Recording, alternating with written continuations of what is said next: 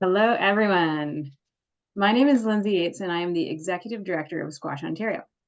Thanks to the support of the Coaches Association of Ontario, we have the opportunity to kick off a new squash season with a couple of presentations from industry experts on topics relevant to squash clubs. Today, we are very lucky to have Marci Sier join us.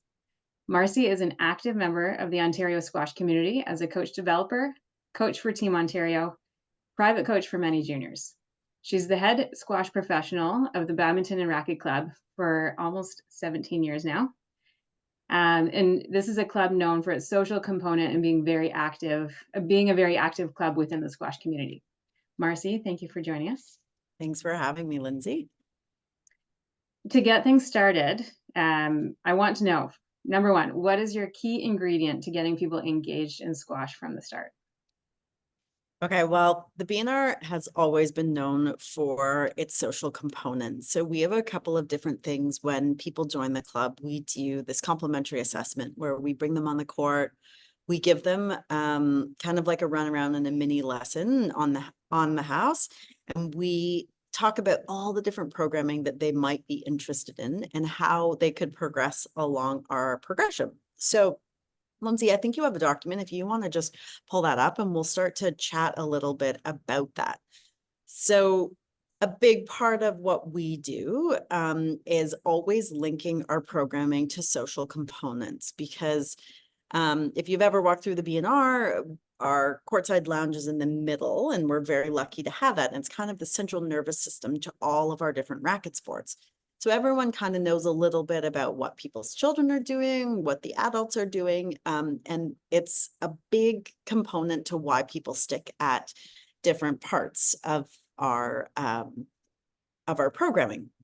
So for us, our very first thing is we engage people through this private session so that they then can feel like they know what they need. And it's a very comfortable place for people to start because especially as adults, we have to be mindful that people are a little nervous to try things. It's a little bit different for kids. But what I want to take you through here is the progression. So people come in as a beginner or they come in as an advanced player. So it ranges anywhere from that to their advanced level. So moving along that line, the very first few things is if they are a beginner, that we probably are going to give them some options to start either some lessons, private or semi-private. And a lot of times we try at the beginning when we're getting people engaged is to actually kind of form a little group. So maybe they could do some semi-privates together so that if they know someone from the club or they're new to it, it really helps formulate that whole social component. Because a lot of times people are coming as this is kind of like their evening activity where they get to enjoy themselves. So social is always a big part of what we do. And then what we find is they start to get more engaged in other parts of the club. So someone might say, oh my gosh, did you hear about this other event at the club? And therefore they then meet other people, they bring them back to squash. So it's very, very much around this whole social component. So we have tons of different professionals on staff. So we have ranging from very junior pros to very senior pros. And one of our big fundamentals is helping people get connected to personalities that work for them or a teaching style. So we have a really, really big range of professionals, and that's always been a way that we engage people for what they like. Some people like to have just a boatload of fun. Some people want to be super technical and intense. So we kind of try and match people up according to what they're looking for. So that's kind of step one. So we may use the lesson component, and we may also use the clinic component. So as you can see, we've got 3 different sections within the clinic component. So we've got, different times of the day. And then you've got at the bottom like an introduction clinic, an intermediate clinic, and an advanced clinic. So with that, we have them at very different times of the day. So sometimes they're in the morning, daytime, evening, weekend. So for us, engagement comes for people at very different times in the day. So during the day, we typically have a very specific demographic. In the morning, another evening, weekend. So we have a lot of families here. So sometimes people find it really difficult to get here in the evening at different times in their lives. So mornings sometimes work, or weekends. So we try and make sure that we are making clinics happen at times that are great for different demographics. So engagement comes at different levels, but it also comes at different times of the day. And that's kind of how we've found success in doubles and singles. So if you think of, we would have different singles clinics, and then we would have also different doubles clinics for the various levels and the times of day. And question about that. So do you assess your membership every year before you set up the clinic schedule, or do you have a formula that has worked that you just repeat every year? I think what happens is people will kind of know where they are in that, because a lot of times they'll join a house league, and we have two different singles house leagues. We have the top 54 and then the next 54. And so when you are joining those house leagues, you will kind of know if you're an introduction intermediate, which would be the second group, and then the advanced would be in the first one. So we typically guide people very quickly to the house leagues, and they will know kind of where they are. And as we guide them, we'll say, well, you're an introduction to intermediate. Now, some clubs use a very specific rating system. We have done that in the past, but we tend to use this kind of model as our base for that.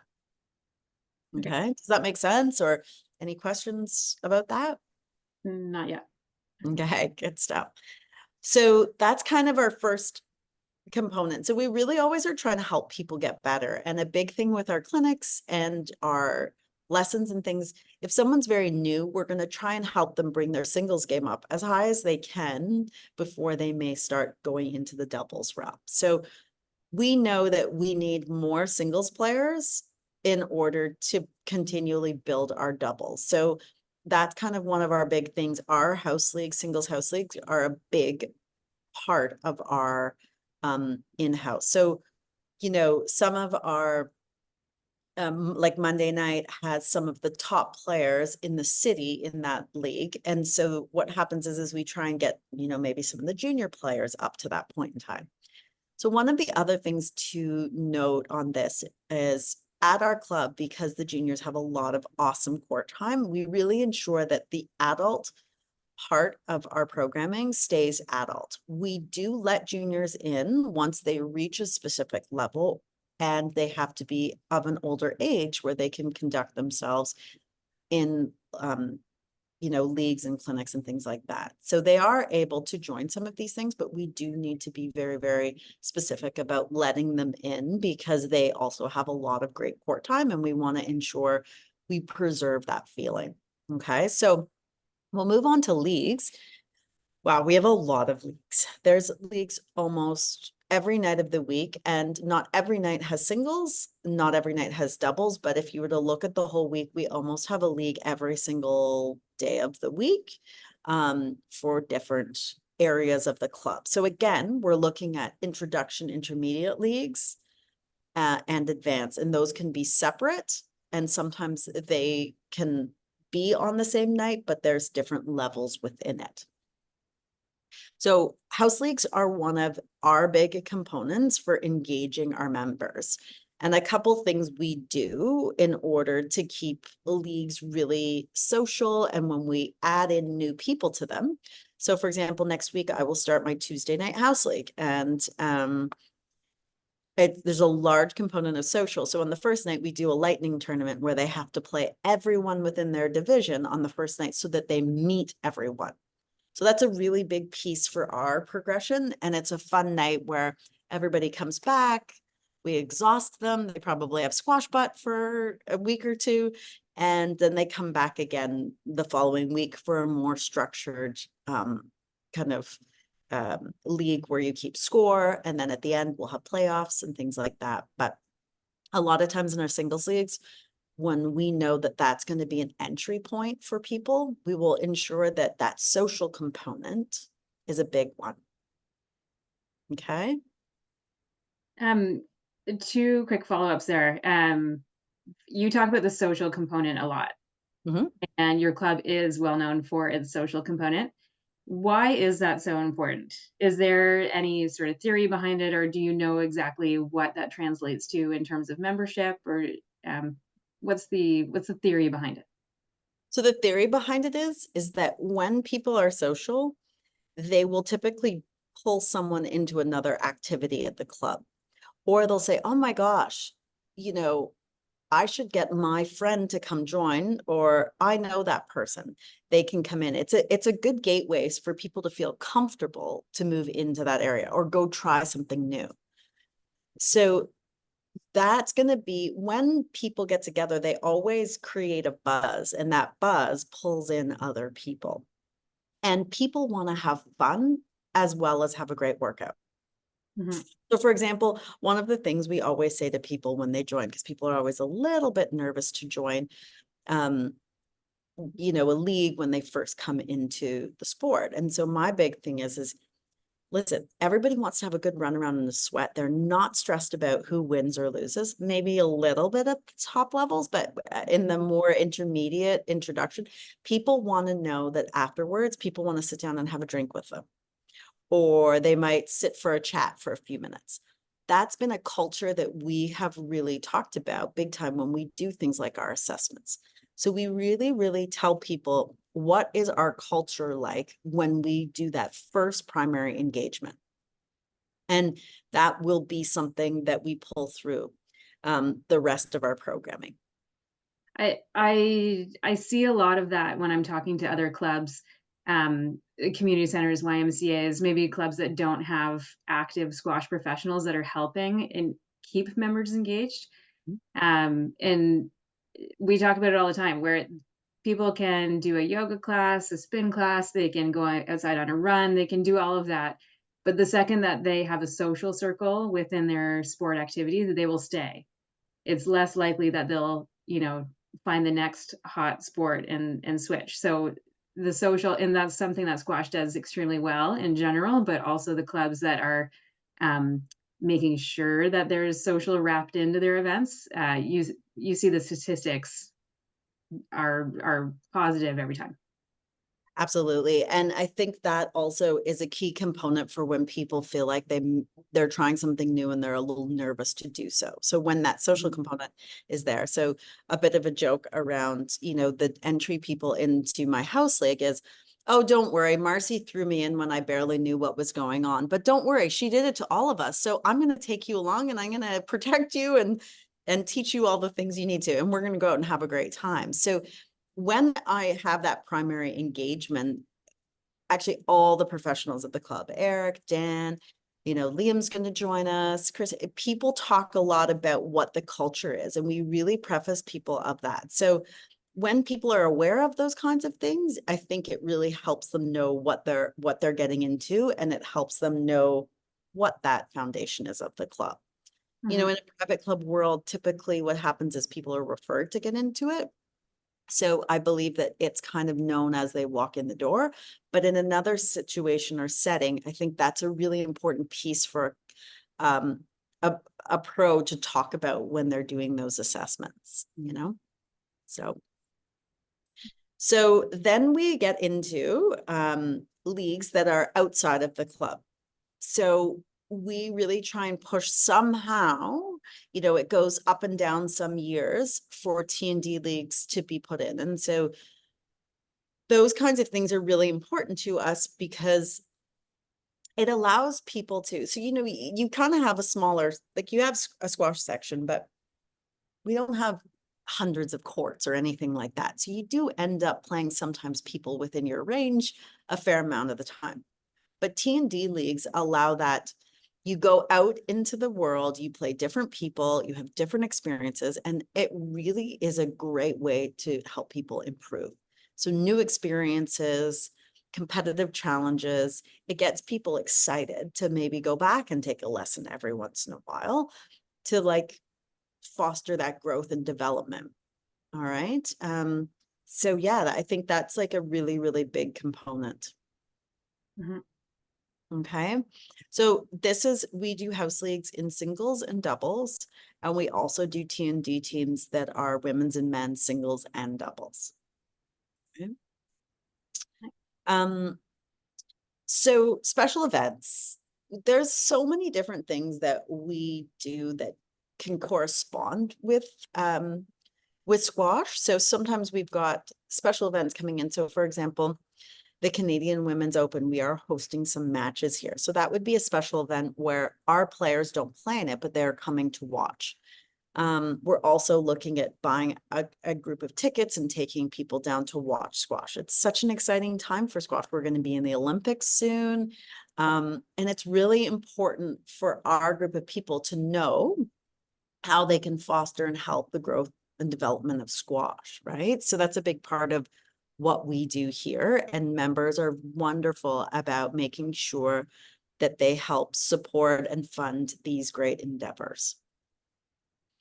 So other stuff that we try and do to enhance squash and link it to different areas within the club is we might add fitness events alongside or invite the squash people to go to these things to keep themselves injury-free, healthy, different types of workouts that would enhance their squash performance. And then we have wellness events. Okay, squash players are not always, Lindsay, the best at taking care of their injuries. So we're always trying to help them know different ways. You know, racket players are kind of crazy like that. They're like, well, you know, this is hurting, but I can't not go to my game. They're kind of a unique breed. So we tend to try and help link different wellness events or get squash people understanding how keeping their body well, you know, maybe going for once a month tune-up in the wellness department will keep you on the court, right? So those kinds of things are kind of fun components that we add in that help keep people engaged. Absolutely. Okay. And then we have tournaments. Well, this club tends to host a lot of in-house tournaments and a lot of out-of-house tournaments. So that would be like provincial and national.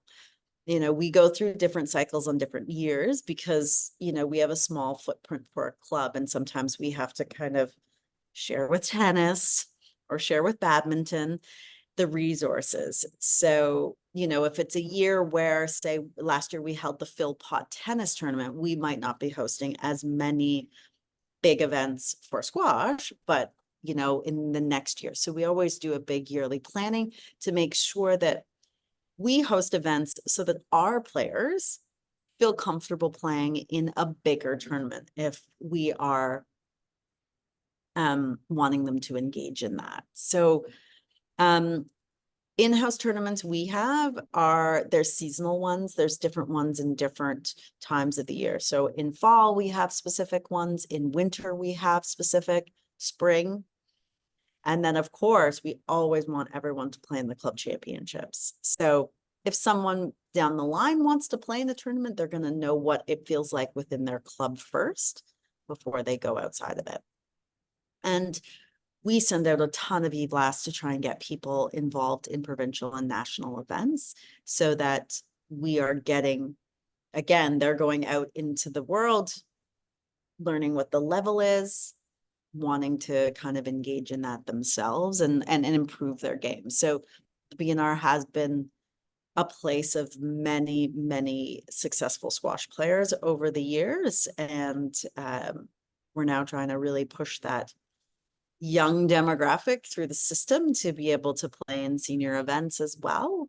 And again, you know, within our tournaments and our special events and leagues, we are always trying to pull the next generations up through that. But it is really important, I believe, to separate your adult and your junior programming so that, you know, sometimes clubs tend to focus so much on juniors, but it really is important that the adults feel like they have their time and their space on courts.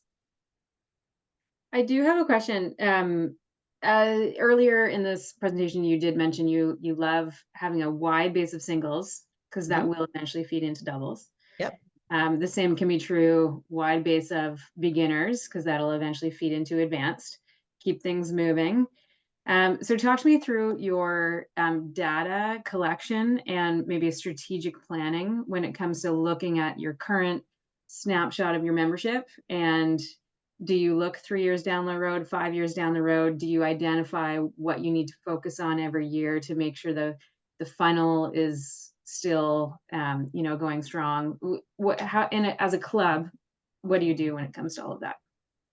So one of the big pieces is we always know that in adult sport, there will be injury, there will be life stuff that comes up. We have a lot of people who are parents and things like that. So Mhm. we always want to make sure that our funnel, we're always thinking about how do we progress people forward. And we always want to have more people at the base in the funnel. And that's whether you're in the junior program or when you're in adult squash program. It goes overall. And I'm sure any club would have something to say about that. I mean, the Granite Club is incredible at their junior program being so big at the beginning, and everybody has to pick sports as they go. It's the same thing in squash.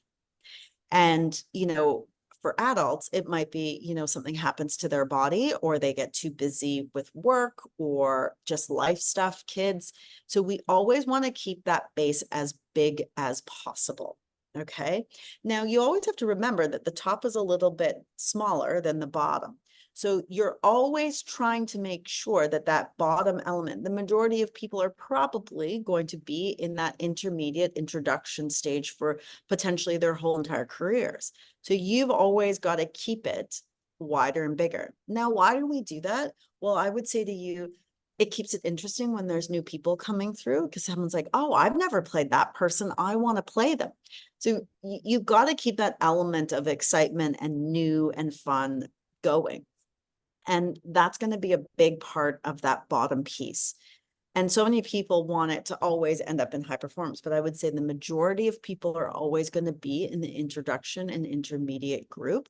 And therefore, you really want to continually have that flowing and that excitement of the change of people. And also, if you are going to get some people through that, that's where the big area needs to be so that you can channel it. Does that answer And, your question? but when it comes to figuring out maybe identifying gaps, um, identifying, you know, areas that you need to focus on, is that something you would do once a year, is take stock of, okay, this was our participation situation all year, and how do we pivot and make some changes to make sure that keeps going? Or are you doing that several times a year or ongoing, constant?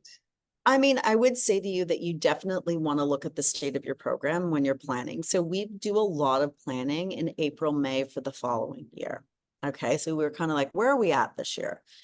And we take stock of that. So at the moment, we've had a massive transition within the club of people getting out of singles. They're a little bit older. They're moving into that double sphere. We do have some young people, but the important piece is that we are looking at it a big time at the beginning, or like our planning, our spring to plan for the fall. Because as you know, squash goes pretty hardcore from September all the way till about the end of May. So that's going to be our big window of opportunity, but we need to start thinking about it way in advance. So for us, we need to think about it way in advance so that we can get the right staff.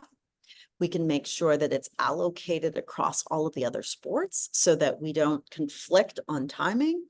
So I would say to you, you're going to obviously look at it in a big way in the spring, and then you are going to probably look at it, oh, how did the fall go in the just before the end of the fall, and then a new term will start in the winter. So we tend to have like our leagues and different functions will go kind of on a quarterly basis. So we'll have the fall, the winter, and then the spring.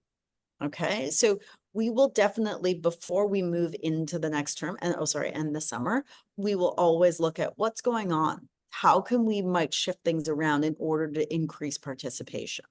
Mhm.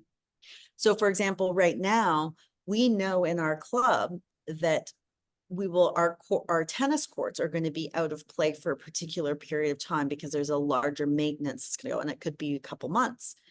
So with that, our spring is going to really, really emphasize new people learning the game. And we're going to try and pull even more people in that might not have time because they're in their tennis Mhm. at that point in time. So that will be a slight shift because people are going to be ramping up on their tennis because they're going to know they won't have it for a bit. but we will try and steal them when spring comes Yeah. around. So there's always going to be little shifts, but the big one, the big planning, in order to make sure you have enough manpower and ideas in play, because in clubs, you have to think about the social components. How does it affect food and beverage and things like that as well? And just as a complimentary note to that, we've dug in deep at the Squash Ontario level when it comes to measuring our stats. And this is, there's always the pre-COVID versus post-COVID. But now we're digging into, we've had a couple of years of regular activity post-COVID. It's awesome to know exactly where our gaps are so that we can correct, laser focus in this year and correct it. And for us, that's unfortunately female participation. So actually squash in general was doing better than the average sport when it came to female to male ratio. But post-COVID, unfortunately, we've dropped off and now we're below the average of all sports. So female participation is a huge focus for us. So question for you. Do you see a change in female participation at your club? And a follow-up to that is, do you have specific programming just to make sure there is no changes, or you do keep females engaged? Well, I would say to you that in a lot of our participation at the club, due to the fact that we've always had female pros on staff, because I do believe that it helps. We actually have, I would say right now, we're close to par on female to male in juniors. Great. It is a little higher in adults. Male is a little bit higher than female. But I would say to you, the one piece that has allowed for us to continually maintain female participation is really ensuring that clinics and leagues are accessible at the times that people need. And that's a big key component for us. And for us, I'm always just putting a racket in people's hands and throwing them on the court and say, oh, go bring a friend. And I think that as squash, we do need to make sure that we're getting women more access, and maybe it's something that comes down the pipelines where different female pros from different clubs maybe can run events for all of Ontario players or Toronto players. But definitely, I think the females always feel like they need to have more, they like to learn and feel more competent before they go on the court. Men are throw me in, no problem. So I think the big part for women always is, and to ensure that there's opportunities for them, that they feel more competent. So a female player, when they first start, is typically going to take more lessons or a clinic before they actually insert themselves in something. And so for me, I'm always aware when I meet them or they come out for the first few times, is that I can place them into different pockets. And I also, to keep the women engaged and more women, is I kind of make a little group. Oh, let's reach out. I'm going to connect you with 4 other members in the club that are kind of in your level. And those people will tend to connect with one another. They may like a smaller group before they get into the house leagues or the bigger things. And so I'm always very aware of ensuring they have that. That's kind of what I have run into. I mean, I'm sure there's different situations and stuff like that, but that just seems to be our demographic that I deal with. And that might be overall, I'm not sure. You do have phenomenal female participation when it comes to our events. So thank you for sending your members out, and it looks like you have a good balance there. Yeah. Now, so you have all these different programs, opportunities for, depending on your level or what type of the game that you play. How would you communicate all of this? I guess, what are the types of ways that you communicate everything with your members, and is it successful? Is it working?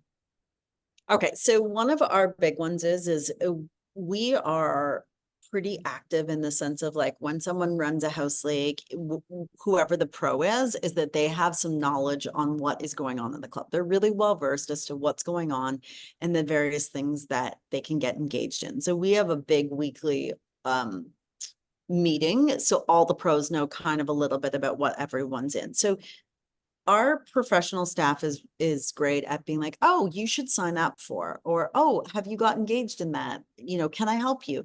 That's a big one so that the pros can answer questions when people come up to them. Okay. The other thing we do is we do a lot of email communication, obviously. We don't use really as much social media in ours. We might use it for very specific events, but we do not use it as like a tool to get people signed up for things. We will sometimes do reminder emails, and we will use a lot of posters and signage, and we have TVs that are playing ads. And we also have a weekly e-blast that anything big that is up and coming, we are making sure that it's out in that. We also have a book called The Activities Guide at the Badminton Racquet Club.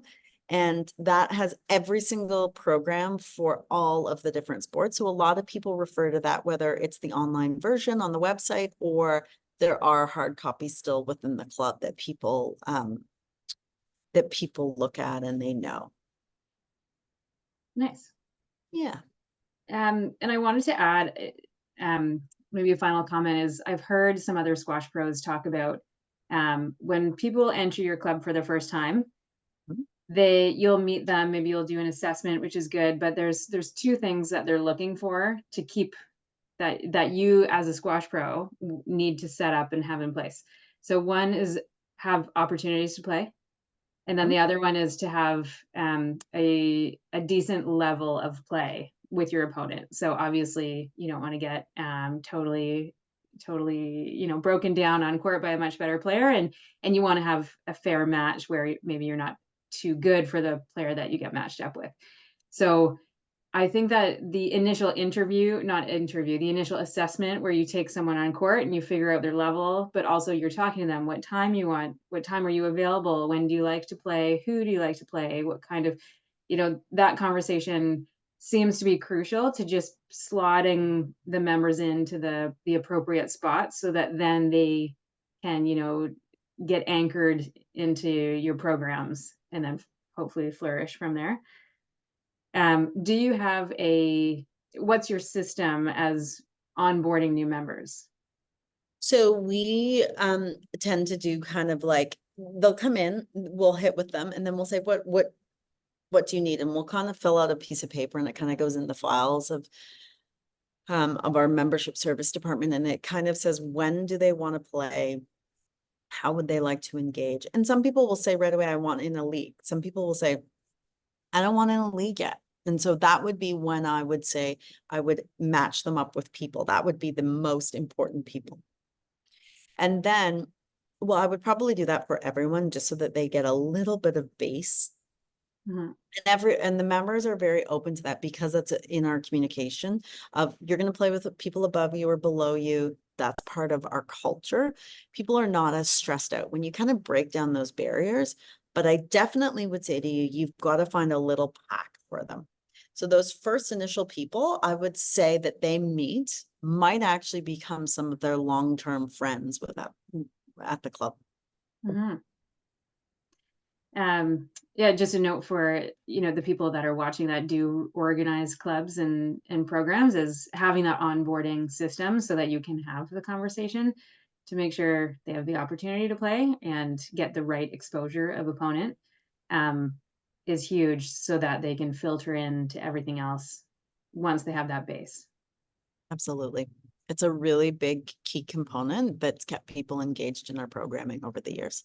Nice. Absolutely. Okay, that's all the questions I have. Is there any final tidbits that you want to share with our membership? I think the big pieces is just find different ways to get people engaged and make sure there's always a social component to it, because friends and that part will also add to people staying engaged. It's bigger than you think. And that's kind of one of the fun components that we have to our programming. So. It is bigger than you think. That's perfect. For sure. Well, Marci, we are all very lucky to hear from you. If anyone has any questions, I'll lead them your way. But the Badminton Racquet Club has done an amazing job with their events, and the members are lucky to have you and the other pros with them. Thank you so much. Thanks for having me, Lindsay. Okay. Oops, how do I stop record?